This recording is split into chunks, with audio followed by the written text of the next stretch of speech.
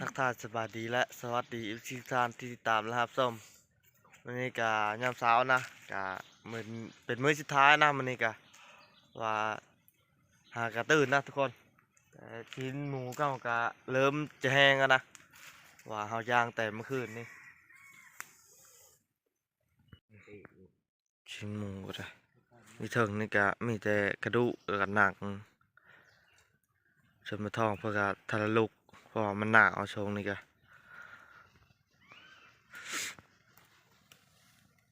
ชิ้นหมูกับลายเติบทุกคนเลย นั่งผีไพ่ก็พอนั่งตื่นมากันตอนนี้ก็สิได้ไปหายามกับดักก่อนทุกคนเลยก็ติดตามรับชมไปเบิ่งคำเดียวนะตอนนี้ก็กำลังย่างไปได้ทุกคนถือหรือไปถือก็ติดตามไปเบิ่งคำเดียวนะ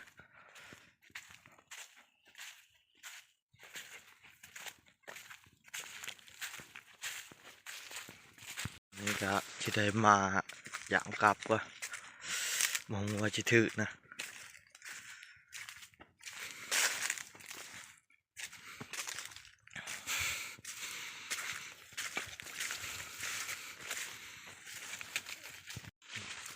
เพราะว่าเฮาจะได้ฮื้อเลยทุกคนเลย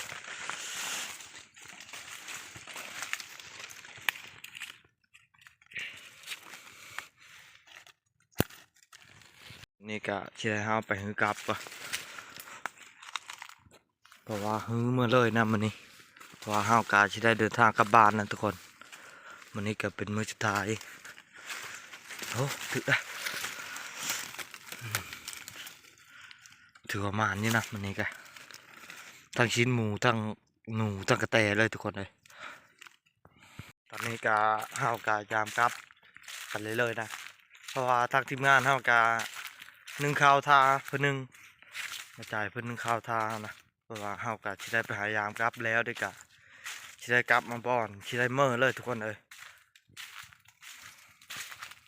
บ้านนี้ก็ที่ได้หาไปยามไปกลับก็เพราะว่ากับด่างนี่เมื่อวานนี่เราไปหายามเลยเพราะว่ามันไม่ได้ถึกนะมามันนี่ก็ถึกอยู่ทุกคนเลยโอ้ถือประมาณนี้นะกลับว่ะ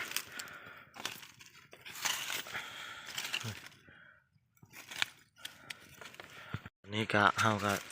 ออกเลย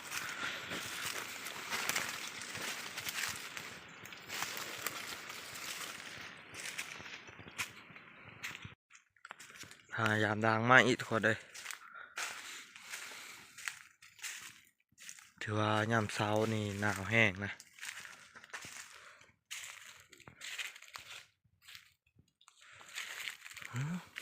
ถืออีกแล้วน่าจะเป็นหนูหวายตอนนี้ก็ถืออีกแล้วโอ้มัน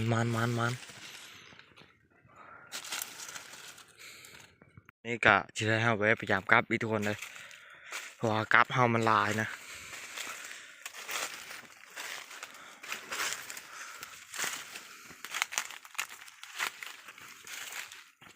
โอ้หนูน้อยก็ถือเลยทุกคนเลยโอ้ตอนนี้ก็เฮาก็จะได้ไปหายามหลังใหม่อีก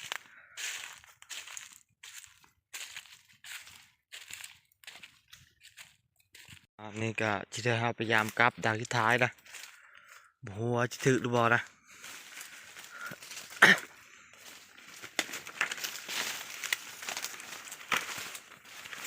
มาถือจนทุกคนเอ้ยตอนนี้ก็ซอยเติบแล้วทุกคนเลยทุกคนก็ยามกลับเป็นที่เรียบร้อยนะก็จะได้เมื่อบ่อนนี่ก็คือต้นมะกระบอกใหญ่นะทุกคนใหญ่นะต้นมะกระบอกนี่ก็ถือว่าหลายร้อยปีแล้วนะไม้กระบอกนี่ก็วันนี้ก็ติดตามรับชมไปว่ากันเดียวว่าทีมงานฮาชิได้ยักโตนะส่วนเฮาก็ถือว่าโอเคอยู่มันนี่ก็พอได้อยู่ได้กินนะตอนนี้ก็เฮาก็กำลังย่างกราบบอดนะบอกว่าทีมงานทำมาก่อนหรือยังแหละทุกคนเลย ครับเป็นรุ่นน้ำเดนะ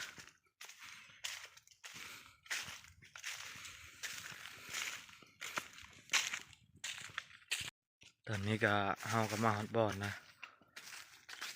ถ้าขึ้นมาเราก็นึ่งข้าวท่าจะได้เชือกกลับถือบ้างตาจักโตถ้าขึ้นมาเราก็มานี่ได้ใช้กลับตอนนี้ก็ทีมงานเราแห้งแล้ววันนี้ตัวนี้เชอะแห้งแล้วนะกระดูกนี่กระดูกกับหนังนี่แห้งทุกคนเลยย่างแต่ชิ้นนะที่ได้ขึ้นมาย่างอีกเถิงนี่แหละ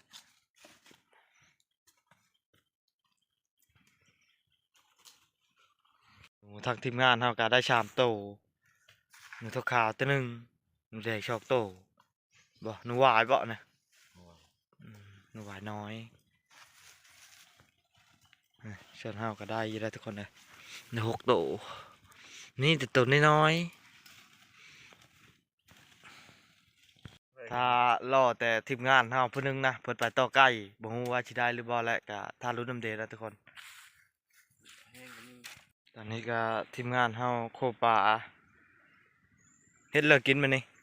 ตายนะ กินแล้วป่า ปลาเจอเอาไว้เมื่อกินแต่บ้านให้กินซีนนูเพื่อน้ำนั้นละ นั่งเอาก็ยัง เกงซีนเกงไห้เพื่อน้ำนั้นแหละ ปลาก็ถือว่าหลายเติบนะปลาคอกังตัวใหญ่เนาะปลาคอก็ต้มบ่นะ ข้าวต้ม อืม ตัง ตอนนี้ก็ ย้ายเสื้อก้ ย้ายชิ้นไปเถิงนะเพราะว่ามันมีแห้งนะทุกคนอยู่หลุมนะเอาเลยย้ายขึ้นไปตะอีกเถิงเลย เธอย้ายเขาแมว ตอนนี้ก็ทีมงานเฮาเพิ่นโคปลาเพราะว่าปลาเฮาเฮ็ดแห้งแต่มันบ่แห้งนะก็เลยโคให้มันแห้งทุกคนเลยเขาก็เริ่มอายขึ้นละอายเลือกออกสักข้าง เขาก็น่านชุกทุกคนเลยเติมน้ำเท่านึงละน้ำนึงแห้ง เอาพลห้องนี่พลายมาห้อง ก็ทีมงานเราเริ่มชี้เท้าเข้านะมันนี้ พลาดนั่นละมวย เข้าโม่จะลิกจะลิกลิกมาได้แม่กระดอนนี่ได้พูด นี่ก็ทีมงานเราเท้าเข้าเพื่อจกเข้าสติปนะเอามือเลย ว่าขนาด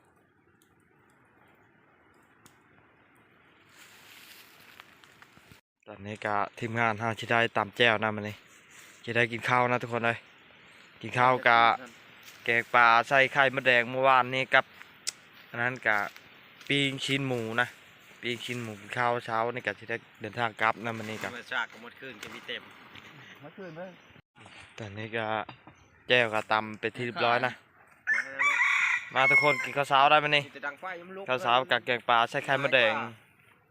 อย่าตำแจ่วกินกับชิ้นหมูนะปิ้งชิ้นหมู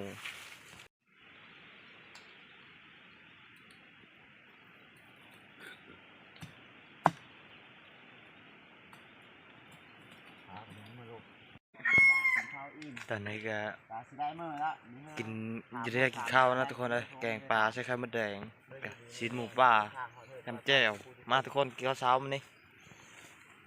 ทีมงานเราก็เริ่มกินข้าวแล้วมันนี่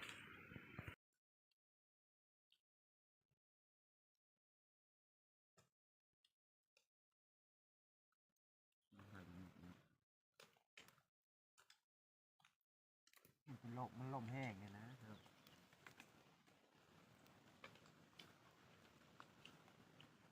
กี่โมงเลยด่าเราชั่วโมง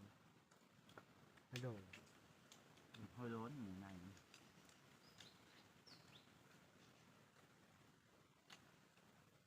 เฮ้ยเนี้ยมาก็จะขาดไปเลยตายอีกบ่นี่อยู่ฮะ ลี่เย่ลี่ไปละข้างท่านแถมน้ำท่านมันลี่อ่ะอ้าวโตตัวอย่างหมูรับนี้ หอยชะโง่เห็นควาย จากนั้นขึ้นได้ปะขึ้นก็พอซ้ำ สังปันอยู่ตรงนั้นก่อนนี่ป้าจะพัดหรือโดดกู ไปเข้ามาก่อนนี่นะแม่มันแปลกอะ ตอนนี้กะซึมเฮาก็ได้กินข้าวกินน้ำอิ่มแล้วนะกะทักทีมงานกะเก็บเครื่องเก็บของกะที่ได้ปั่นชิ้นนี่กะที่ได้เดินทางกลับทุกคนเลยกะไปเฮ็ดชมอยู่อันพุ่นนะบ่อนในผ่านบ้านหน้าเพิ่นว่าเพิ่นเอาชิ้นชันหมูให้เพิ่นไปเฮ็ดชมนะกะฮัมเมอร์นี่กะซึมเฮากะที่ได้แวะอยู่บ่อนทีมงานเขาและทุกคนเลยกะติดตามรับชมไปเบิ่งกันเดียวนะ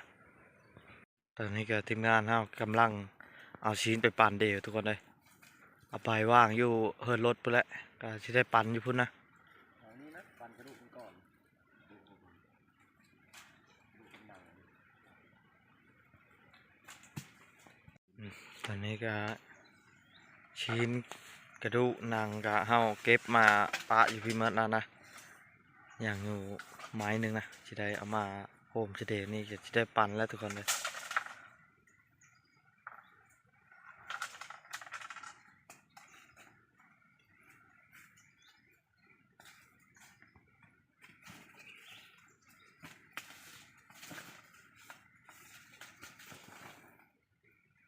ตอนนี้ก็ทีมงานเฮากำลังปั่น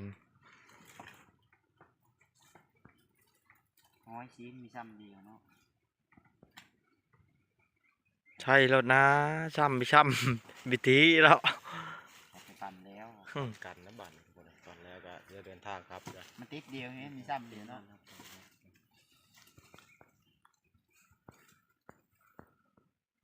ไม่ได้เห็นห้อยนึงมี2 อันเลยไง มันอึดชิ้น สี่พูดทุกคนเอาแป้งให้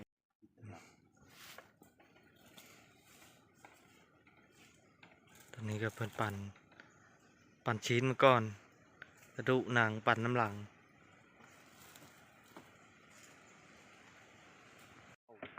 ตอนนี้ก็เพิ่นตัดหนังมันปั่นเดียวถือว่าหนังก็หยาบนะหมูใหญ่ทุกคนเลย3 ชอบปลายพู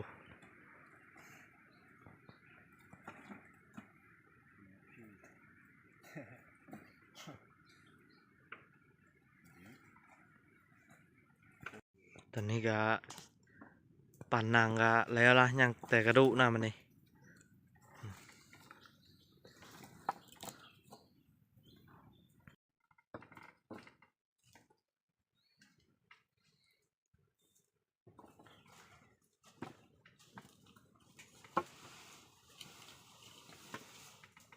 ตอนนี้ก็ปั่นเดียวก็ใกล้ชิดแล้วละทุกคนเลย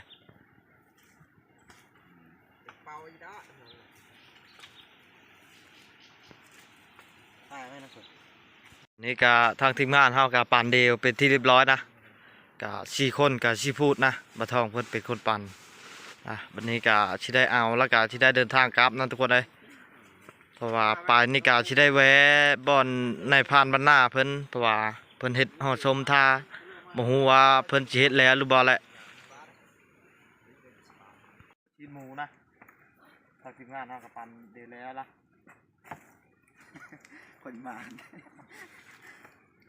เอาเก็บอันนี้งัดเอาเดียวนะมันยังมาแห้งเหมือน เติมหลังก็ได้นี่เราก็คือก่อน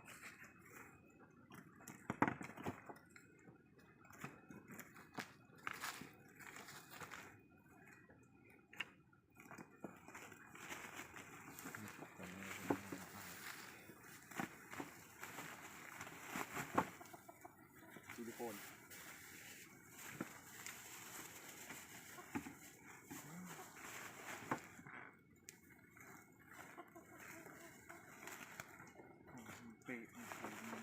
ได้ชิ้นหมูแล้วไปแจกผู้สาวน้อยบ่น้องเคย บ้านี่เนาะ งอเมียปัญหาเด้ นี่ก็ทีมงานเฮาเก็บเฮาชอบละยัง2 พูดทีมงานเฮาทะละเอา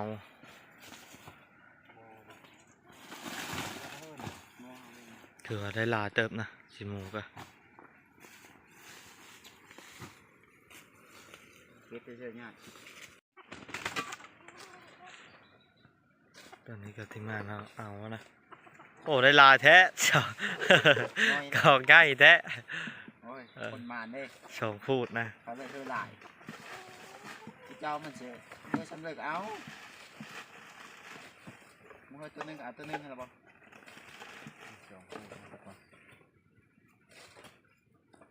ตอนนี้ก็ได้ถอยรถนะได้อ้อยหัวรถนะมันนี่ที่ได้เดินทางกลับเลยทุกคนเลยตอนนี้ก็ที่ได้เดินทางกลับแล้วทุกคนเลยไปที่กาแวะบ่อน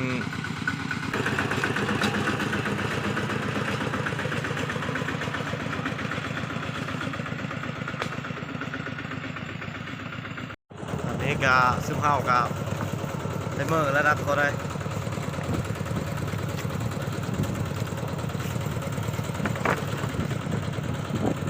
นี่ก็ซึมเฮากับพาเด็กมาฮอดบ่อนเพื่อนแล้วนะสิไทยเฮาไปถามมาก่อนทุกคนเลยว่าเพิ่นเฮ็ดจมูจักแล้วหรือยังละตอนนี้ก็มาฮอดบ่อนเพิ่นทรพักนี่บ่ชมนี่นะอ๋อแต่เพิ่นทรเฮ็ดอยู่ทุกคนเลยชมหมูกะ โอ้ตัวจะมวยถ่ายแล้วไม่มวยเห็นมันอ่ะ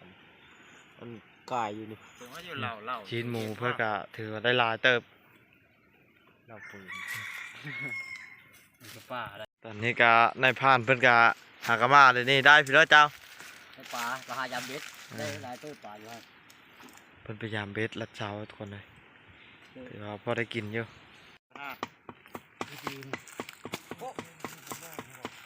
ตอนนี้ก็ในายพรานสมุนไพรเพิ่นปลาทึกเบ็ดเพิ่นว่าเพิ่นพยายามหากะมาเดี๋ยวนี้อ๋อตัวใหญ่ลิบปลาคอกะ có gì thầy đấy có lực thật đấy ตัดแล้วเชียวตอนนี้ก็ เดินแล้วนี่ ทีมงานเพิ่นก็เริ่มพักกันเลยทุกคนเลยพักให้ชมนะ ไปแต่ย่ามพลไม่ได้กูไปหาหมูดูมันก็มีอาทิตย์มันกินได้ หาทางกินได้อยู่โดด ตอนนี้กันนายพรานเพิ่นกำลังฮีดหน้าไปโอ้ ควันออกละทางนี้ก็ทีมงานเฮาพัก ตัวไม่ไหม้พัก ชิ้นหมูเฮ็ดชม แม่ นะ น่าละเฮ้ยนี่เฮ้ยนี่ ได้ละ แต่จะได้แต่หึง พอถึงหมู่เฮ็ดถึงพ่อนี่ดิตอนชมจบคนจุกอยนี่ ขันขาดยังมาคันเราเลยนะ ผมขาดจะดีเลยเฮาบิเชิญได้จ้ะบิชมได้จ้ะ ตอนนี้ก็เพิ่นหยิบใบตองกวางนะใบหูกวางสิได้ห่อชมเอาไม้ เป็นสาบดิ ใส่สองใบเด้อทุกคน น้ำเบอร์หัวดอกอะไรพอน้อยน้ำนั้นบอกโอ้ยเยอะคนละกันเอาที่ชอเห็ดแต่สาบที่ได้ชิ้นได้ขาวดินไปเห็ดชิ้นเมื่อแล้วกันมีรสชาติที่เนาเพื่อห่อเป็นนะห่อใบตองนะ อ๋อมันดีแล้ว ให้เบิ่งนี่อื่นได้ค่ะ ตอนนี้ก็ รอบก่อน ชมชิ้นหมูกับเพิ่นคั้นเป็นที่เรียบร้อยนะกับสิได้ห่อบัดนี้ก็ ไป ทางทีมงานเฮาก็จักต่อมัด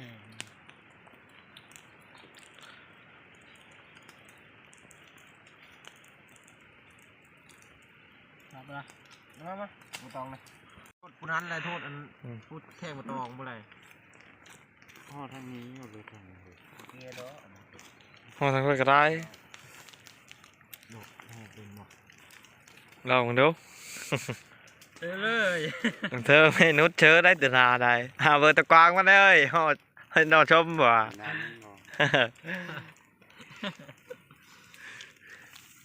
อาตรงกลางอยู่มันตรงกลางอยู่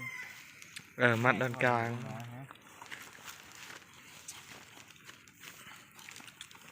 นี่อยู่ ตอนนี้ก็สมูเฮากะห่อเป็นที่เรียบร้อยนะกะสิได้ปันเดียวแล้วกะสิได้เดินทางกลับนะทุกคนเลย ตั้งข้างเลยว่ะ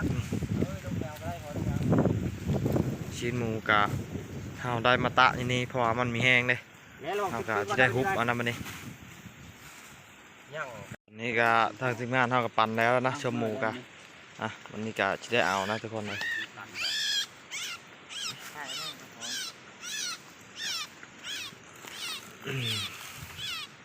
ได้เพิ่งชี้ห่อชมกะตอนนี้กะซึมเฮากับสิได้เมื่อนะทุกคนเลยกะเอาชิ้นชมหมูเฮากับปั่นเดียวเป็นที่เรียบร้อยนะ ถ้าแต่ทีมงานเราไปล้างมือนี่กะเฮากับปั่นส้มแล้วนะข้าวน้ำกะกินอิ่มแล้วทุกคนเลยสำหรับคลิปนี้กะเฮากะที่ได้ขอจบลงเพลงตัวนี้เนาะเดี๋ยวคลิปหน้าพอกันใหม่ทุกคน